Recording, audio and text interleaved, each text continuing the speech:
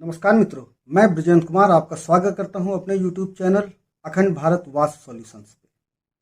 मित्रों, आज हमारा विषय है मॉडर्न वास्तु में अंधविश्वास।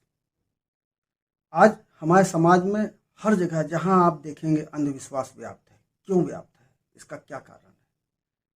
इसका कारण मित्रों यह है कि आज प्रत्येक व्यक्ति दुखी है। वह इतना दुखी है, कोई बीमारी से, कोई धन से, कोई बच्चे की नौकरी नहीं लग रही है, कोई बच्चे से, कोई अपने पिता से, कोई पिता अपने बच्चों से, इस प्रकार सब दुखी हैं।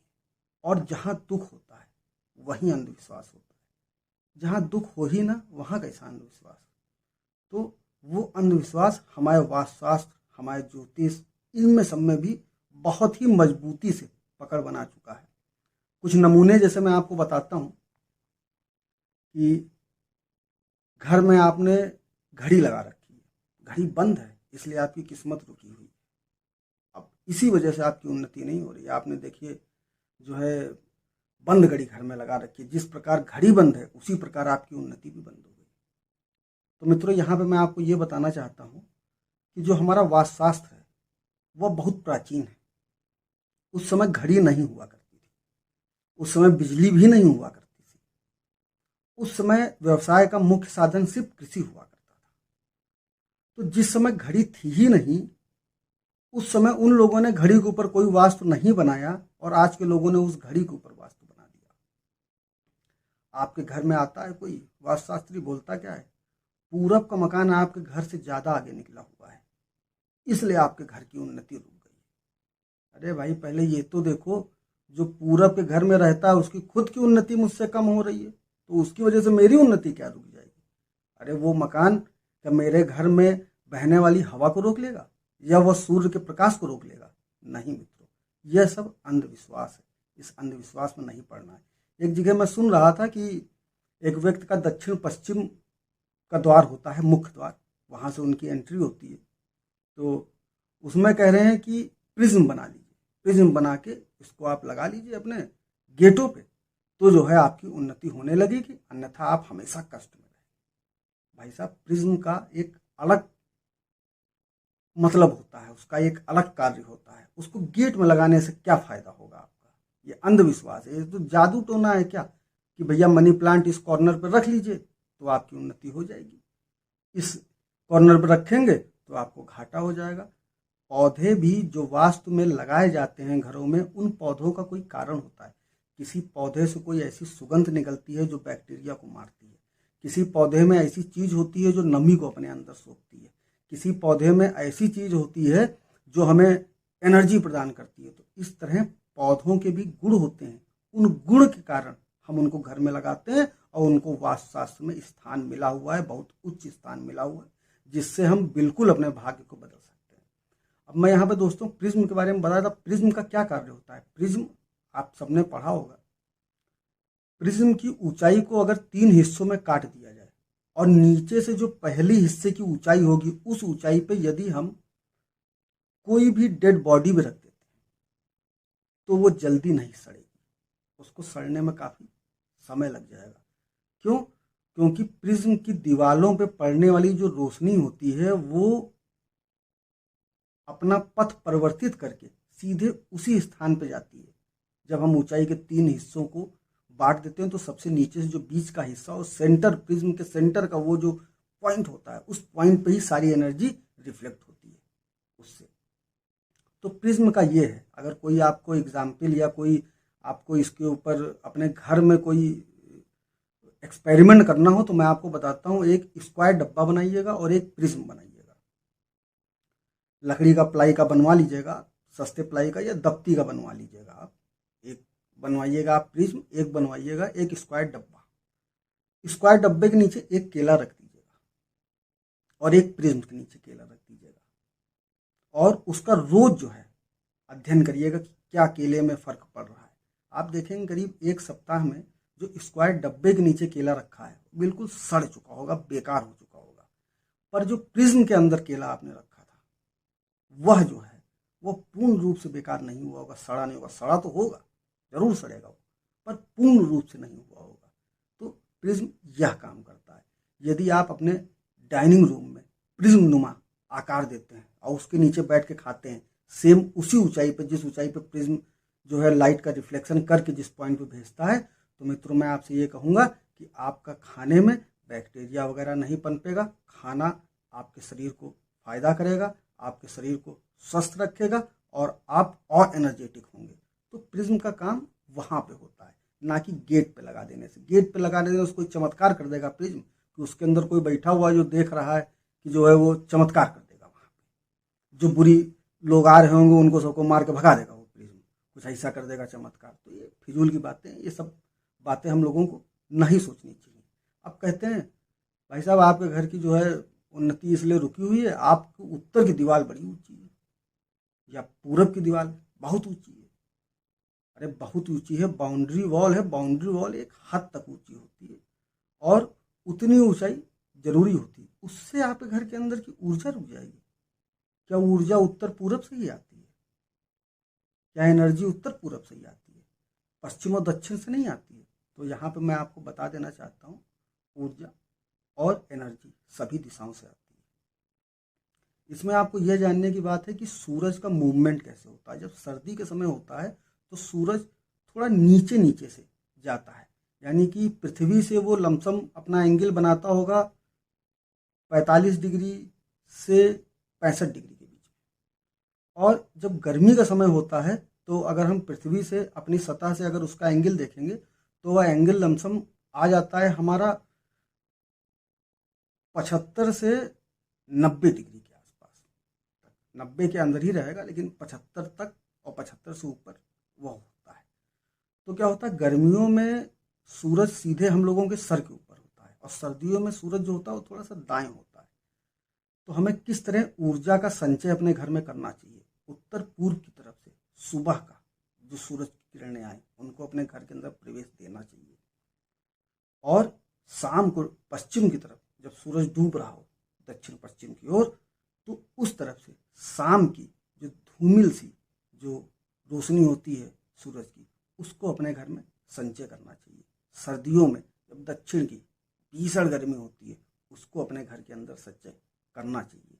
गर्मियों में थोड़ा हल्का करिए आप उस तरफ से। तो इस तरह सारी दिशाएं हमारी ऊर्जावान हैं। हमको ऊर्जा की उत्पत्ति करनी है पंचभूतों से। पंचभूत वायु, अग्नि, पृथ्वी, आकाश और जल, इससे करनी है। इन पंचभूतों से हमको एनर्जी प्राप्त करके वह एनर्जी अपने अंदर कन्वर्ट करनी है सकारात्मक ऊर्जा में, तब हमारी उन्नति होगी। और बता रहे हैं उत्तर की दीवार बेकार है, पूरब वाले ने घर आगे बना रखा है, अरे वो खुद है परेशान है, हमसे ज़्यादा परेशान है, तो वो क्या हमारी एनर्जी रोक लेगा या हमारी उन्नति को रोक लेगा? तो मित्रों यहाँ पे ये इतना अंधविश्वास अब बढ़ गया है। अब आप देखोगे यूट्यूब पे ये मूर्तियाँ इस दिशा में लगा दीजिए, आपके घर की उन्नति शुरू हो जाएगी। भाई साहब उस प्राचीन काल में मूर्ति पूजन ही नहीं हुआ करता था। ये फोटो आप इस तरफ लगा दीजिए, आपकी उन्नति शुरू हो जाएगी। तो उस समय जब पूजन ही नहीं हुआ करता था, मूर्ति पूजन, सनातन धर्म में भी मूर्ति पूजन नहीं हुआ करता था, तो उस समय का ये वास्तव है। अब आप बता रहे हो मूर्ति पूजन, हमको लग रहा है वो ऋषि मुनि इनको स्पेशल ज्ञान दे के गए हैं या इन्होंने सीधे उन्हीं से शिक्षा ग्रहण कर ली है। गए होंगे हिमालय में, ढूंढे होंगे, वहीं कहीं बैठे होंगे वो सब, तो उनसे इन्होंने डायरेक्ट शिक्षा ग्रहण कर ली। तो इस अंधविश्वास से बाहर निकलिए। जहाँ परेशानी होती है, जहाँ दुख होता है, वो आदमी अंधविश्वास की तरफ बहुत तेजी से भागता है। तो मित्रों अंधविश्वास की तरफ ना भागें, उसके पीछे क्या कारण है उसको जानने की कोशिश करें, आपके सारे दुख खत्म होंगे। और एक चीज और है, भगवत गीता में कहा गया है जिसने सुख देखा है वो दुख भी देखेगा और जिसने दुख देखा है सुख भी देखेगा। जहाँ युद्ध होता है वहीं प्रेम होता है और जहाँ प्रेम होता है वहीं पे युद्ध होगा। सिक्के के दोनों पहलू होते हैं, अब दोनों का आना जरूरी है। कोई एक चीज ऐसा हो ही नहीं सकता कि आपके जीवन में पूरी जीवन कष्ट रहे। अगर आप बहुत दुखी हैं, आपके पास कुछ भी नहीं, तब भी आपके पास एक मुस्कुराता हुआ चेहरा है, थोड़ा मुस्कुरा दीजिए। 2 हाथ हैं, उन 2 हाथों से किसी की मदद कर दीजिए, बहुत है ये आपके लिए।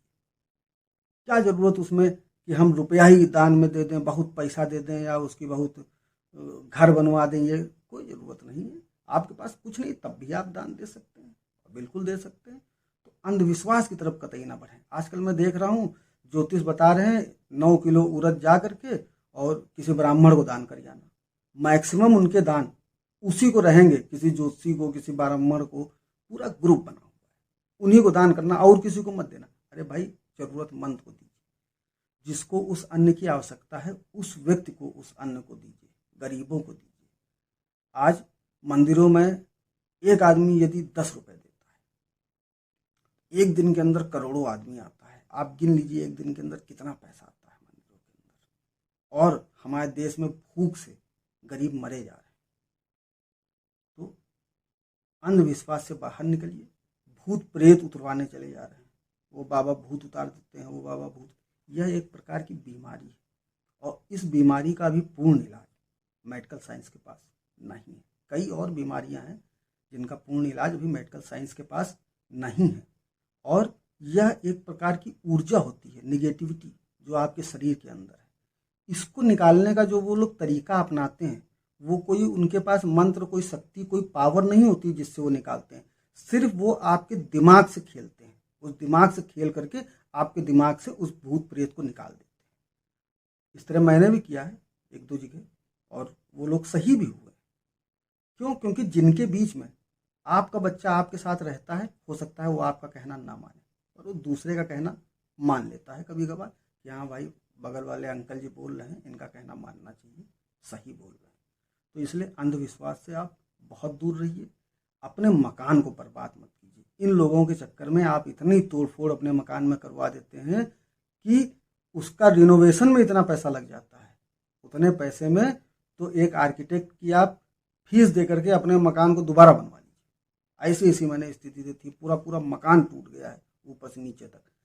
क्या ये आपका कर पाएंगे? जो आदमी डिग्री लेके आर्किटेक्ट बैठा हुआ है वो आपके मकान को अच्छा बनाएगा, वो नहीं। नॉन टेक्निकल आदमी आपके मकान को नहीं बना सकता उतना अच्छा। आर्किटेक्ट, यदि आपके मकान में 10 लाख रुपए लगते हैं, अगर आप आर्किटेक्ट को उचित फीस उसकी आप उसको दे रहे हैं, वो उसका व्यवसाय है, वो उसकी फीस लेगा। यदि आप फीस नहीं दोगे तो वो भी आनाकानी करेगा। यदि आप उसकी उचित फीस देंगे आर्किटेक्ट को, तो वो आपका मकान में लगने वाले 10 लाख रुपए में, मैं आपको मित्रों बिल्कुल 100% गारंटी के साथ बताता हूँ, आपके मकान में जहां 10 लाख रुपए लग रहे होंगे वो आपका मकान 8 लाख रुपए में खड़ा कर देगा। अगर 20, 25, 50 हजार रुपए वो फीस मांग रहा है तो उसको आप दे दीजिए, तब भी आपका 1.5 लाख रुपए का फायदा होगा। पर यह फायदा आपको दिखाई नहीं देता है, क्योंकि यह फायदा आपके सामने नहीं होता है, यह एक समय में होता है।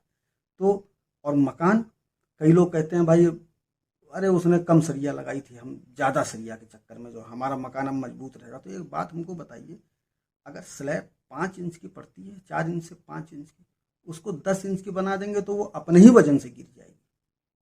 कॉलम में अगर हद से ज़्यादा सरिया और हद से ज़्यादा मोटी सरिया लगा देंगे तो कॉलम के अंदर गिट्टी, सीमेंट का काम होता है किसी चीज़ को जकड़ना, सरिया का काम होता है उसमें इलास्टिकपन बनाना, टेंसाइल स्ट्रेस डेवलप करना, और सीमेंट का काम होता है कंप्रेसिव स्ट्रेस डेवलप करना। इन दोनों की आपसी पकड़ में ही आपका कॉलम मजबूत होता है। यदि इन दोनों की आपसी पकड़ कहीं कमजोर रह गई तो आपका कॉलम वह गिर जाएगा। चाहे आप उसमें कितनी भी मोटी सरिया यूज कर लीजिए और चाहे कितना ज्यादा उसमें सीमेंट डाल दीजिए, हर चीज का मिश्रण बराबर होता है। दाल और चावल में जब बराबर मिश्रण में मिला के दाल चावल आप खाएंगे तभी अच्छा लगेगा। और यदि हम दाल ज़्यादा कर देंगे तो भी नहीं अच्छा लगेगा, यदि हम चावल ज़्यादा कर देंगे तो भी नहीं अच्छा लगेगा। और वैसे भी एक टेक्निकल व्यक्ति को यह पता है कि उसमें कितना मिश्रण होना चाहिए। तो अंधविश्वास से बाहर निकलिए, अपने मकान, अपने घर को कतई बर्बाद मत कीजिए। इन ढोंगी तरीकों पे कतई मत आइए। हर तरीके के पीछे कारण है। वास्तु में बिना कारण के कोई बात नहीं कही गई है। वो अलग की बात है मित्रों कि मैं आपको बता नहीं पा रहा हूँ क्योंकि वीडियो इतने लंबे हो जाएंगे। जब मैं आपको एक एक कमरे की डिटेल, बाथरूम, टॉयलेट, किचन की डिटेल बताना शुरू करूँगा, तब मैं आपको जब एक ही टॉपिक लेके बैठूंगा तो उसमें 15-20 मिनट का जब मेरा वीडियो बनेगा तब आप जानेंगे कि हाँ उसमें क्या होना चाहिए, कहाँ से ऊर्जा आती है, कैसे उस ऊर्जा को परिवर्तित किया जाता है, परिवर्तित करके वह ऊर्जा आपके अंदर समाहित होती है, आपके अंदर से वो परिवर्तित होकर सकारात्मक ऊर्जा के रूप में निकलती है और आपकी उन्नति होती है। तो ये सारी चीज़ें होती हैं। और उन लोगों से कतई आप दूर रहिए कि प्रिज्म लगा लो, स्लैब में प्रिज्म लगा दीजिए और ये इधर लगा। एक और आपको बताना चाहूँगा, कई जगह मैंने देखा है कि अगर आपका टॉयलेट गलत दिशा में है और उसका दरवाज़ा गलत है, तो आप क्या कीजिए, उसकी दीवार पे गणेश जी की फोटो टांग दीजिए। इससे क्या होगा, नकारात्मक ऊर्जा जो टॉयलेट की है वो खत्म हो जाएगी। क्यों खत्म हो जाएगी? अब उसके पीछे तथ्य देखिए, कितना बढ़िया तथ्य देते हैं कि गणेश जी के पीछे नर्क है और गणेश जी के सामने स्वर्ग। तो टॉयलेट पीछे तो सारी नकारात्मकता पीछे रह जाएगी, आगे सब अच्छा होने लगेगा। अरे बेवकूफ, यहाँ पे तो आपने ईश्वर का भाव भी खो दिया और ईश्वर को भी खो दिया। क्यों? टॉयलेट की दीवार पे आपने उनकी फोटो लगा दी। बहुत गलत। ऐसा ऐसा आजकल लोग करवा रहे हैं। सिर्फ उनके नज़र में आपका धन रहता है, वो सोचते हैं हमें इनसे धन की प्राप्ति हो, इनको कुछ भी उल्टा सीधा बताते रहो, ये करते रहेंगे, क्योंकि ये जानते नहीं है वास्तु होता क्या चीज़ है। इसीलिए मैंने यह चैनल बनाया है कि आप लोग वास्तु, आर्किटेक्ट, ज्योतिष, योग, आयुर्वेद, इन सब चीज़ों से आप थोड़ी थोड़ी जानकारी ले सकें, जिससे कि आपको कोई बेवकूफ़ ना बना सके और अंधविश्वास की ओर ना बढ़ें आप।